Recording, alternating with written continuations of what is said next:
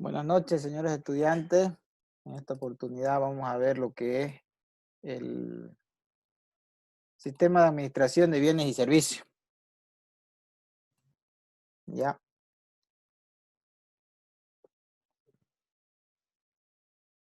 Este sistema tiene tres subsistemas o tres componentes, ¿ya? El subsistema de contratación de bienes y servicios, el subsistema de manejo de bienes y el subsistema de disposición de bienes. Son tres, repito: subsistema de contratación de bienes y servicios, subsistema de manejo de bienes y subsistema de disposición de bienes. ¿Ya? O sea, en el primero subsistema vamos a ver cómo contratamos los bienes y servicios que necesita una institución pública para cumplir con sus facultades establecidas en la normativa de cada institución para la cual fue creada. Y el subsistema de manejo, obviamente, cómo van a manejar los bienes. Los servicios no se pueden manejar, por eso es que solo se maneja los bienes. Ya, cómo se manejan los bienes, ya, y cómo se dispone estos bienes en una institución pública. Ahora, ¿cuál es la competencia del órgano rector? El órgano rector del sistema de administración de bienes y servicios es el Ministerio de Economía y Finanzas Públicas. ¿Cuál es su competencia o qué o de qué manera interviene en el tema de lo que tiene que ver con el sistema de administración de bienes y servicios? Primero, el órgano rector del Ministerio de Economía y Finanzas Públicas revisa y actualiza y emite las normas básicas del sistema de administración de bienes y servicios y su reglamentación. Difunde las normas básicas y su reglamentación a las entidades públicas y privadas. Presta asistencia técnica a las entidades públicas y privadas sobre la aplicación de las normas básicas.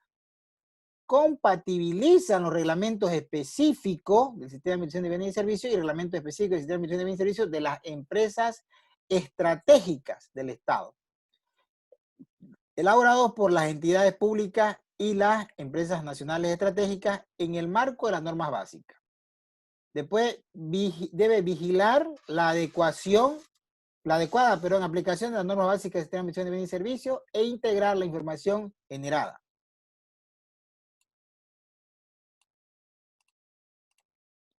Y también administra el SICOES. ¿Qué es el SICOES? Es el sistema de contrataciones estatales, en el cual es un software en el cual se hacen todas las publicaciones de los procesos de contratación que realizan todas las instituciones públicas en el Estado Plurinacional de Bolivia. ¿Cuáles son las unidades operativas que intervienen del Ministerio de Economía y Finanzas Públicas?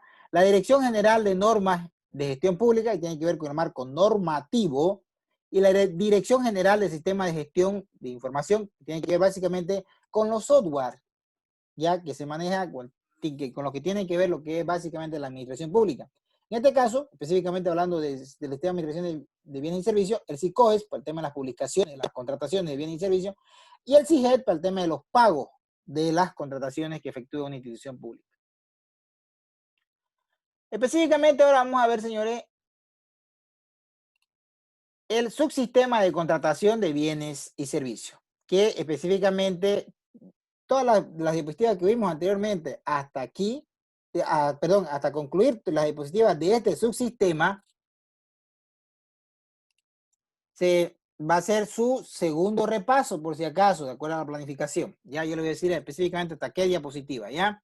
Porque su primer repaso, y es el próximo jueves, si no estoy mal, de acuerdo a la planificación, es jueves o viernes, hay que ver la planificación, no me acuerdo muy bien, lo podemos revisar al concluir la clase. Es sobre el sistema de administración de personal la siguiente semana, ¿ya? Y después es sobre el subsistema de contratación de bienes y servicios, en realidad. Bueno, ¿qué consiste el subsistema de contratación de bienes y servicios? Básicamente, ¿quiénes intervienen o quiénes son los que participan en un proceso de contratación?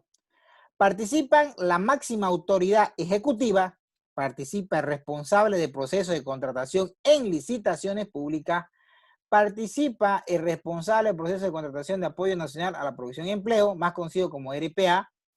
Participa el responsable de evaluación y comisión de calificación. Participa el responsable de recepción y comisión de recepción.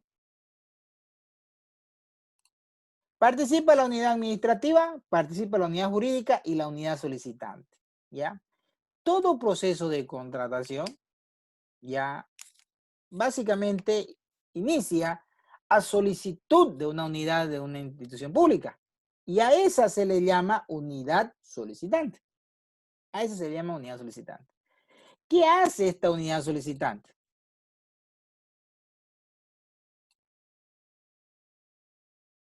¿Cuáles son sus atribuciones de la unidad solicitante? La unidad solicitante, ¿qué debe hacer? Debe verificar si existe saldo presupuestario. Esta parte en coordinación con la unidad administrativa, que es la que maneja el POA y el presupuesto de la entidad. La norma dice que debe verificar el presupuesto, pero en realidad debe verificar también si está en el POA. Lo primero que debe hacer es, está en su plan operativo anual y tiene saldo presupuestario para poder realizar la solicitud de contratación de bienes y servicios. Eso es lo que debe hacer la unidad solicitante. Luego debe elaborar las especificaciones técnicas o términos de referencia. ¿Cuál es la diferencia entre especificaciones técnicas y términos de referencia? Las especificaciones técnicas se elaboran para contratar bienes y servicios generales específicamente. Y los términos de referencia son específicamente para contratar los servicios de consultorías, que son dos básicamente. Los servicios de consultoría individuales de línea, que son aquellas personas que trabajan en relación de dependencia de una institución pública con un contrato específico a dedicación exclusiva y en un horario establecido de trabajo. ¿Ya? Tienen relación de dependencia. Esos son los consultores individuales de línea. Tributariamente está alcanzado por el impuesto del régimen complementario al impuesto de valor agregado. En el formulario 610 debe declarar sus impuestos de manera trimestral. Ya no emiten factura. Los otros consultores son las consultorías por producto.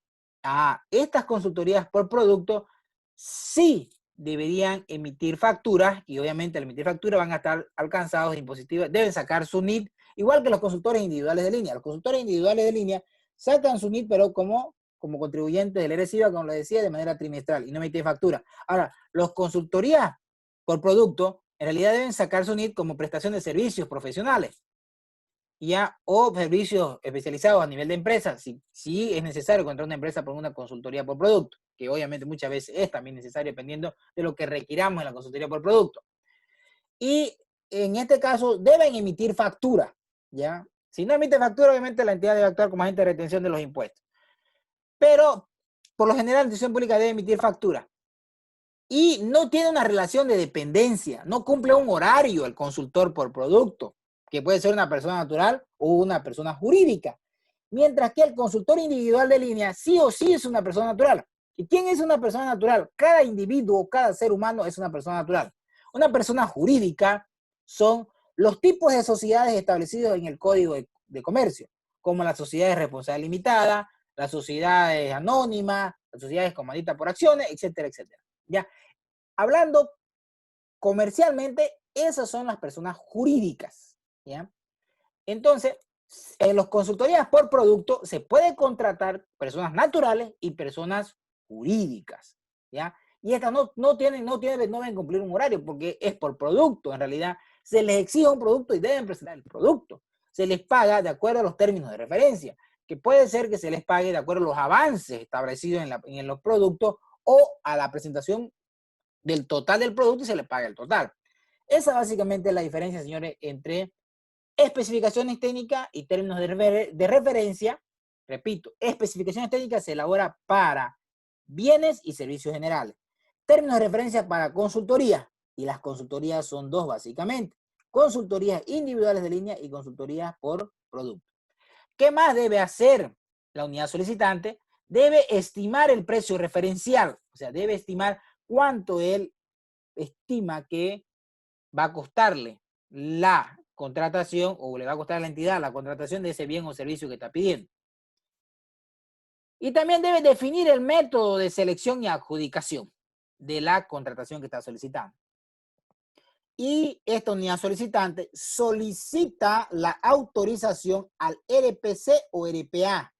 RPC, como la miramos anteriormente, es el responsable de procesos de contratación de licitaciones públicas.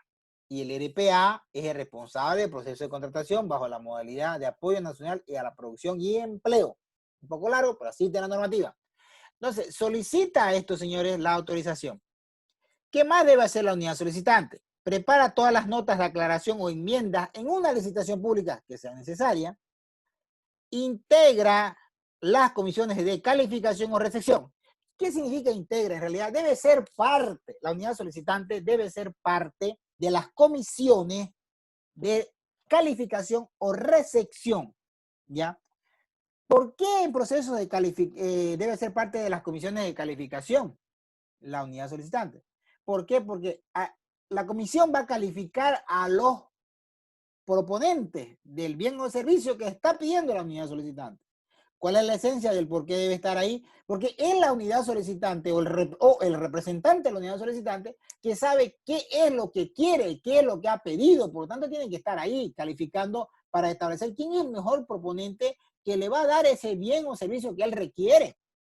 Y en la recepción, cuando ya concluye el proceso de contratación, y el proveedor, y en este caso ya no proponente, el proveedor adjudicado le proporciona el bien o servicio. La recepción para que él evidencie que realmente lo que él pidió le están entregando o le han brindado como servicio. Por eso es que debe estar como parte de las comisiones de calificación o de recepción de los bienes y o servicios que esté pidiendo. También realiza seguimiento al avance y cumplimiento del contrato. Este tipo de atribuciones, por lo general, en las instituciones públicas, es donde la unidad solicitante se olvida. Ellos creen que al presentar su solicitud de contratación a la parte administrativa, hasta ahí acaba su trabajo. Y creen que es la unidad administrativa que le va a decir cuándo tienen que calificar, cuándo tienen que recepcionar. No, en realidad, él es el responsable de hacerle seguimiento y avanza al cumplimiento del contrato o la orden de compra o la orden de servicio. A ver, ya que tocamos este tema, en un proceso de contratación, cuando yo adquiero un bien, ya un bien, bajo la modalidad, hay modalidades de contratación, por si acaso, que lo vamos a ver posteriormente, si es bajo la modalidad, supongamos, de contratación menor, ya, bajo la modalidad de contratación menor, si adquiero un bien, voy a firmar una orden de compra que equivale a un contrato. ¿Ya? Si es un servicio y es una contratación menor, una orden de servicio. ¿Está bien? Pero si ya es una modalidad AMPE, ¿ya? AMPE, sí o sí se debe elaborar un contrato. Un contrato. Entonces, orden de servicio, orden de compra o contrato tienen la misma validez jurídica. Son lo mismo, en otra palabra. Se emite dependiendo en la modalidad de contratación que se esté realizando. ¿Qué más hace la unidad solicitante? Elabora el informe técnico para la anulación, suspensión o cancelación del proceso de contratación. Es la unidad solicitante que va a decir, muy bien, se anula el proceso de contratación porque, digamos, ha determinado que ya no lo requiere, no es necesario para el cumplimiento de su objetivo en su POA y pues va a decidir reformular su POA para cumplir otros objetivos o realizar otras actividades que le va a mejorar para alcanzar los objetivos establecidos en el POA. Y decirle suspenderlo. ¿Qué es suspender en realidad? Suspender es paralizar el proceso de contratación por X o Z motivo. Por ejemplo, ahora en la cuarentena se ha debido suspender muchos procesos de contratación. Porque se suspende. ¿Qué es suspender? Pararlo. ¿Ya? Y luego pasa la situación que debe pasar, cualquier situación, y se continúa esa suspensión. Y cancelación, pues que ya no necesita la contratación y chao, se cancela el proceso de contratación. Básicamente esas son las atribuciones, señores, de una unidad solicitante. Bien.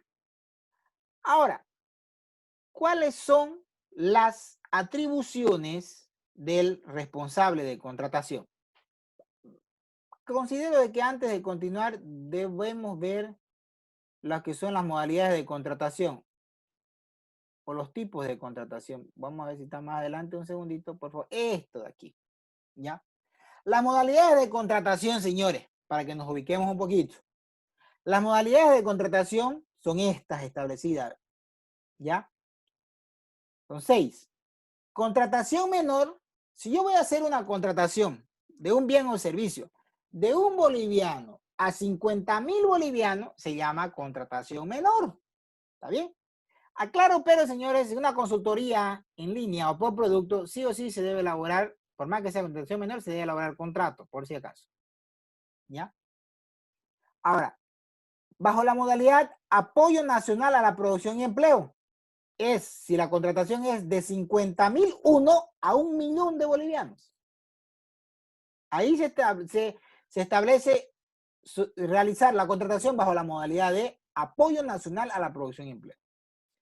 La modalidad de licitación pública es de 1.000.000, un boliviano, adelante el importe, debe ser.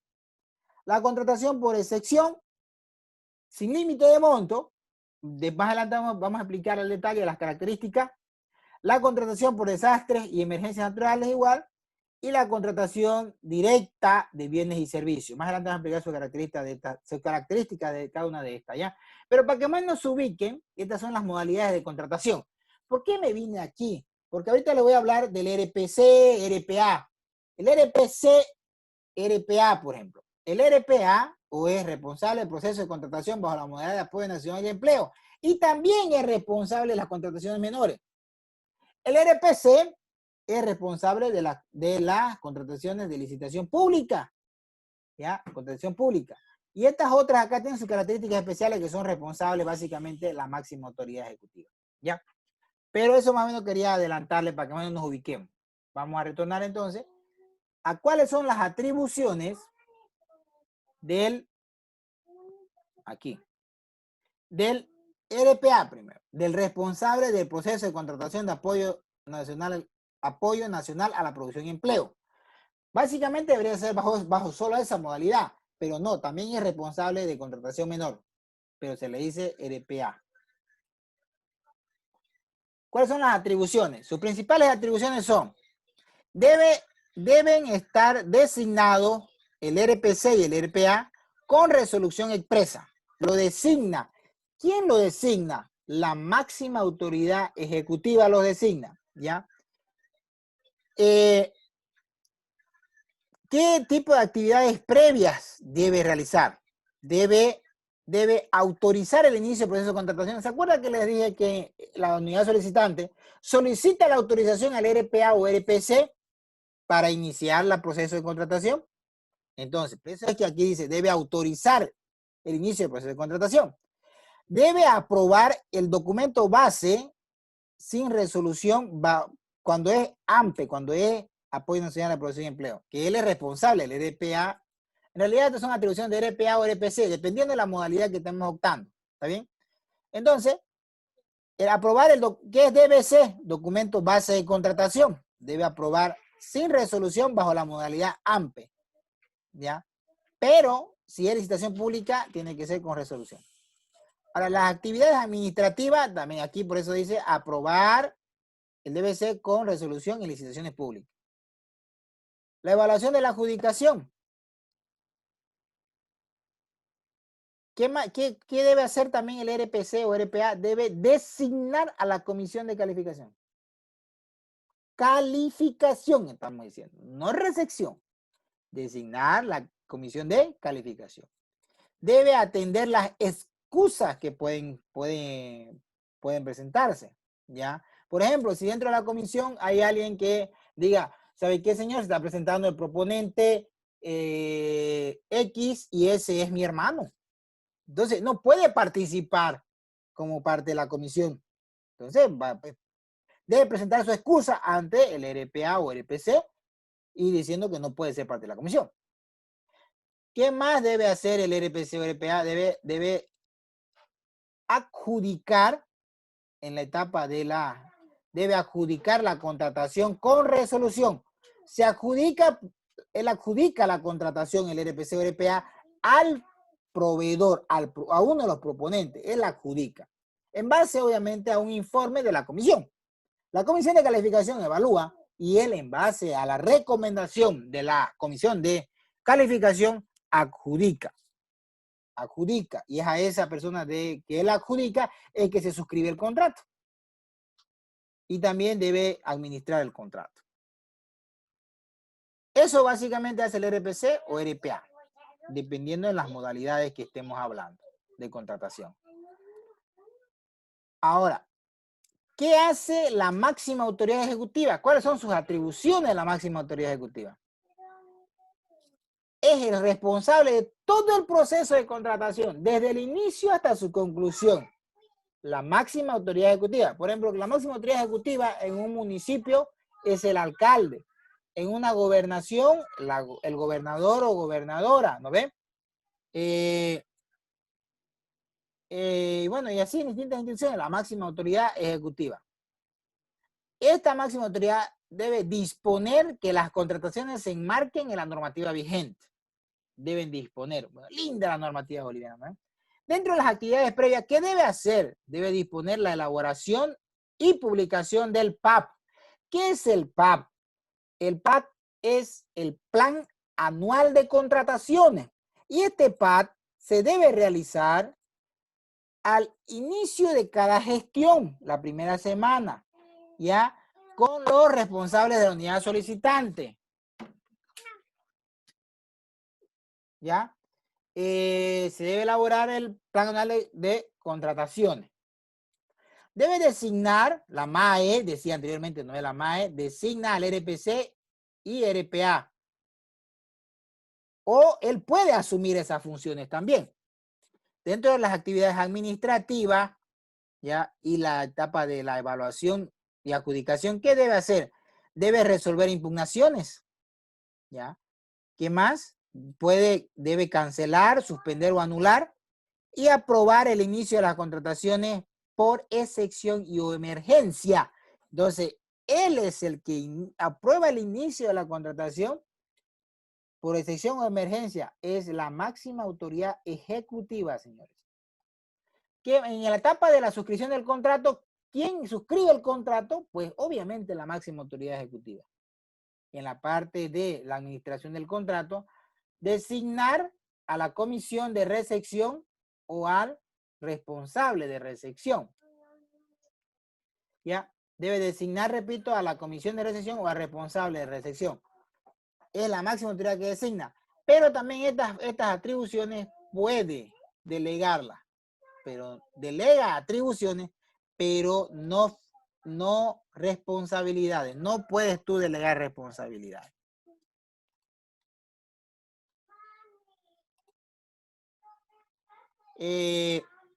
Ahora, ¿cuáles son las atribuciones de la unidad administrativa? ¿Qué hace la unidad administrativa? La unidad administrativa básicamente debe llevar a cabo todos los actos administrativos del proceso de contratación, debe velar el cumplimiento de las condiciones y plazos establecidos, debe atender a las unidades solicitantes las consultas escritas, llevar un registro o libro de actas de propuestas recibidas, administrar, custodiar y ejecutar las garantías que deben presentar los proponentes dependiendo de la modalidad de contratación, debe conformar y archivar el expediente de cada uno de los procesos de contratación y debe remitir al SICOES, al Sistema de Contrataciones Estatales, toda la información de los procesos de contratación. Por si acaso, ¿qué información a partir de qué monto se publica en el SICOES? A partir de 20.000 bolivianos, o mayor a 20.000 bolivianos, perdón, 21.000 bolivianos, 20.001, perdón, se debe publicar en el SICOES, señores. No todo se publica en el SICOES, sino que aquellos montos arriba de 20.000 bolivianos. ¿Ya? ¿Qué más hace la unidad administrativa? Debe elaborar el reglamento específico del sistema de administración de bienes y servicios, debe elaborar el PAP en coordinación con las unidades solicitantes y el POA, ya elaborar el plan anual de contrataciones a través de un taller, como les decía, la primera semana hábil del año. Debe emitir la certificación de presupuestaria, yo aquí la aumentaría, y POA, por ejemplo, en mi institución emitimos certificaciones POA, en realidad es con lo que inicia el trámite en mi institución, se inicia el trámite con la certificación POA. Está en el POA, corre y vale, y de ahí ya se emite la certificación presupuestaria. Debe hacer las convocatorias, elaborar el documento base de contratación, ojo, elabora, no aprueba, elabora, y debe elaborar el cronograma del proceso de contratación. Esas son las atribuciones de la unidad administrativa. Ahora, ¿qué atribuciones tiene la comisión de evaluación o de calificación? Sus atribuciones son apertura de propuestas y lectura de precios, analizar y evaluar, análisis y evaluación de la documentación técnica y administrativa, evaluación y calificación de propuestas técnicas y económicas, convocar proponentes para aclaración de una o más propuestas, cuando sea necesario alguna aclaración, informe de evaluación y recomendación de adjudicación o declaratoria desierta. Ellos emiten el informe de evaluación y recomiendan, como les decía anteriormente, al RPC o RPA a quién adjudicar. Recomiendan. El RPC o RPA puede hacer caso de esa recomendación o apartarse de la recomendación, pero bajo su responsabilidad el RPA. Y obviamente también en el informe pueden recomendar de que se declare desierto. Debe realizar la verificación técnica de los documentos de adjudicación.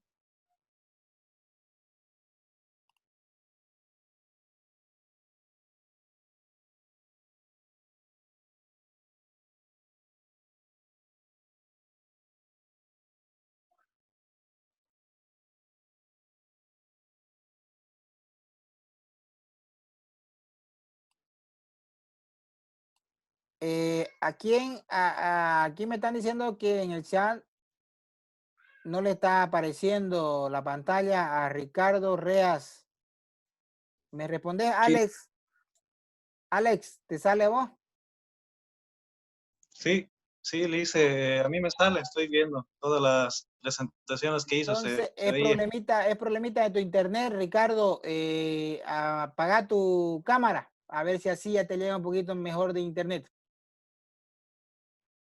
Gracias, Alicia, porque solamente se quedó en atribuciones de la malla, ahí se quedó, y lo demás de la Ya, por eso te administrativa. vuelvo a repetir, Ricardo, es problema de tu internet. Apaga tu cámara para ver si así tenés más velocidad de internet. ¿Ya? Gracias, Alicia. Ya. Ok, sigamos entonces con las atribuciones. ¿Qué más? La Comisión de Evaluación y Calificación es designada por el RPC o RPA. Está conformada por servidores públicos y o consultores individuales de línea. Ya, en el caso de no existir servidores públicos, ahí recién se debe conformar por consultores individuales de línea. El número de integrantes según el objeto y magnitud de la contratación y la estructura de la organización, de la institución. No serán parte de la comisión la máxima autoridad ejecutiva, el RPA, el RPC, ni el responsable de la unidad jurídica. No puede ser parte de la comisión, el responsable de la unidad jurídica. Ya, eso básicamente son sus atribuciones de la comisión de evaluación o de calificación. De la comisión de recepción, no, la unidad jurídica. ¿Cuáles son sus atribuciones en la unidad jurídica? Atender y asesorar en la revisión de documentos y asuntos legales que sean sometidos a su consideración mediante el proceso de contratación. Elaborar todos los informes legales requeridos en el proceso de contratación. Elaborar los contratos para el proceso de contratación. Aquí en los contratos elabora y también de alguna manera suscribe. O sea, suscribe la máxima autoridad ejecutiva, es su competencia. Pero el asesor legal no es que solamente diga, yo la elaboré el contrato y del contrato. No, tiene que asumir responsabilidad si hay una mala elaboración del contrato, estipulando su firma, su sello y firma, señores. La normativa dice mínimo debe estar rubricado por el asesor legal o por el abogado que ha elaborado el contrato, dependiendo de la estructura de la institución que estemos hablando. Porque instituciones grandes pues tienen un conjunto de abogados y al que le toque por el proceso de contratación, él pues debe elaborar el contrato. Por eso aquí dice abajito, firmar o visar el contrato de forma previa a su suscripción como responsable de su elaboración. ¿Ya? revisar la legalidad de la documentación presentada por el proponente adjudicado para la suscripción del contrato. O sea, es el abogado que debe revisar esta documentación. No como en algunos casos se ha visto de que todo lo quieren echar a la unidad administrativa. No, ellos son los responsables de revisar la documentación, no. La legalidad, sí, la unidad administrativa debe vigilar que se cumplan todos los requisitos, la documentación, sí, pero si el documento es legal o no, es responsabilidad del abogado. Él debe ver la forma de cómo verificar la legalidad de la documentación de los procesos de contratación. Atender y asesorar en procedimientos, plazo y resolución de recursos administrativos de impugnación. En el caso que algún proponente quiera impugnar, él debe atender estos asuntos de asesoramiento en este tipo de situaciones. Elaborar y visar, dice, las resoluciones establecidas en las normas básicas de administración de bienes y servicios. Elaborar el informe legal para la cancelación, suspensión o anulación de un proceso de contratación. O sea, ya, señores, ahora los abogados trabajan, no solo hablan. Con el debido respeto de los abogados que están en sala. Ya, más antes los abogados solo hablaban, no me asesoraban con la boca. Ahora no. Ahora es con documentos y asumen responsabilidad. Bien, ¿cuáles son las atribuciones del responsable de recepción o comisión de recepción? Primero, estos son designados por la MAE, por la máxima autoridad ejecutiva, o por aquel servidor público que la máxima autoridad ejecutiva haya delegado la designación. Por ejemplo, en algunas instituciones, ¿qué pasa? La máxima autoridad ejecutiva, lamentablemente a veces por lo general se dedica en el municipio, más que todo en la parte política y gobernación, delegan pues no esta atribución. ¿A quién? Por lo general al RPC o RPA, dependiendo de la modalidad de contratación. Delega esta designación de comisión de recepción. Delega solo la función, no la responsabilidad. Él sigue siendo responsable. Y no solamente de designar, sino que la máxima autoridad ejecutiva es responsabilidad de todo el proceso de contratación, desde su inicio hasta su fin. ¿Qué más? Conformada, dice, por servidores públicos y consultores individuales de línea. O sea, estas comisiones que él designa deben ser conformadas por servidores públicos y o consultores individuales de línea. Pero como le digo, principalmente deben ser servidores públicos. Allá, dependiendo de la estructura de la institución. Y no existen servidores públicos que se necesite para que sean parte de la comisión de recepción, pues obviamente ya acudirá a los consultores individuales de línea de existir también en la institución. Sus atribuciones específicamente: efectuar la recepción de los bienes y o servicios, verificando el cumplimiento de las especificaciones técnicas y términos de referencia. Volvemos a hablar de especificaciones técnicas y términos de referencia. Decíamos, especificación técnica, ¿por qué? Porque en la especificación técnica están los requisitos o lo que debe tener el bien o servicio que estoy requiriendo, servicio general. Y los términos de referencia, pues está establecido lo que debe hacer el consultor, ¿no? Ya sea consultor individual de línea o por producto. Elabora y firma el acta de recepción o emite el informe de conformidad. Si ustedes ven aquí dice, ¿por qué dice acta de recepción o informe de conformidad? Porque acta de recepción se debe elaborar para la recepción de bienes, ¿ya? Y informe de conformidad para la recepción de servicios o servicios generales o servicios de consultoría. Pero, por ejemplo, en mi institución elaboramos ambos, porque así está establecido en nuestro reglamento específico. Siempre cuestioné y siempre peleé y me parece que es mucha burocracia elaborar acta de recepción y elaborar informe de conformidad más, aparte costo, pelería. Pero bueno, está en nuestro reglamento específico y bueno, ni modo, hay que cumplirlo, ¿no?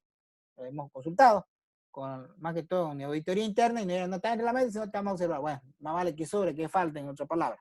Pero la esencia, señores, es que acta de recepción es de bienes, informe de conformidad de servicios, ya sea generales o servicios de consultoría. Elaborar el informe de disconformidad cuando corresponda, ¿ya? Cuando corresponda. Ahí sí, digamos, si yo estoy recibiendo un bien y no está dentro de las especificaciones técnicas que yo solicité, ahí pues sí corresponde el informe de disconformidad. Cuando es caso de bienes, ¿no ves? Sí corresponde un informe de disconformidad. Pero no cuando estoy recibiendo informe de conformidad, si ya está en el acta. Si está en el acta es porque está conforme lo que está recibiendo. Si no, no lo recibe, pues, y emites el informe de disconformidad. Ahí.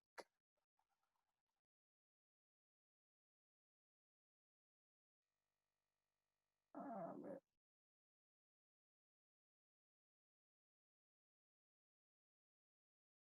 Un segundito, que aquí no sé qué hice, medio chamboneé un poco.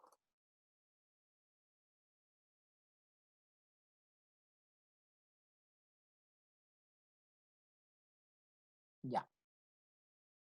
Ahora, en el tema de bienes, debe estar integrado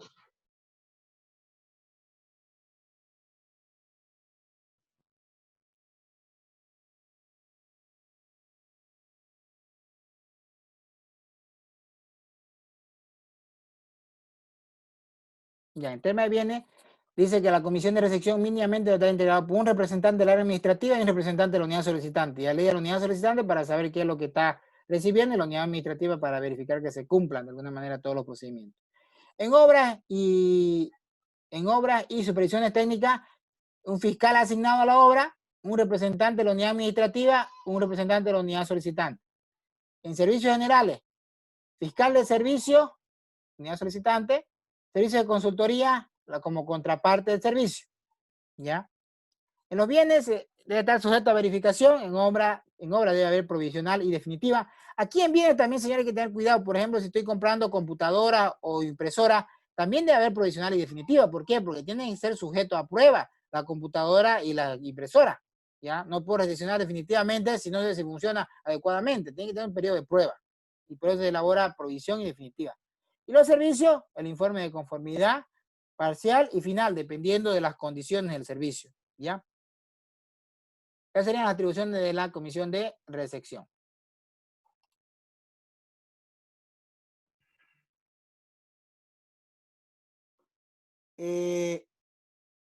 Ok, señores, yo creo que